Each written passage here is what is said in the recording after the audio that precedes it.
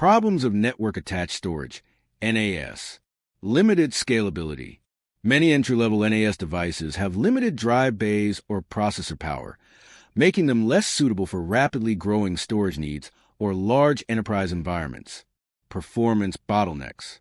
If too many users access the NAS simultaneously, or if the network speed is low, e.g., using 1 GB instead of 10 GB, data transfer speed may suffer. Single point of failure. Without proper backup or failover systems, if an NAS device fails due to hardware or software issues, it can result in significant downtime or data loss. Security vulnerabilities. Misconfigured NAS systems exposed to the internet can be vulnerable to ransomware attacks, unauthorized access, and data breaches. Complex setup for advanced features.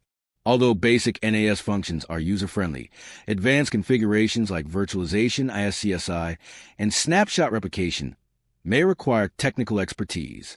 Firmware and software updates. Outdated firmware can lead to bugs or security flaws. However, some users avoid updates out of fear of breaking configurations, leaving systems exposed. Limited app ecosystem, brand dependent. The range and quality of built-in apps can vary significantly between brands, e.g., Synology versus Suster, potentially limiting features. RAID is not a backup.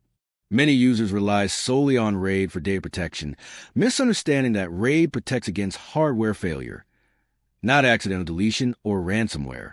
Power outages and surge risks. NAS devices should be connected to a UPS, uninterruptible power supply, as sudden power loss can corrupt files or damage drives. Initial cost and ongoing maintenance.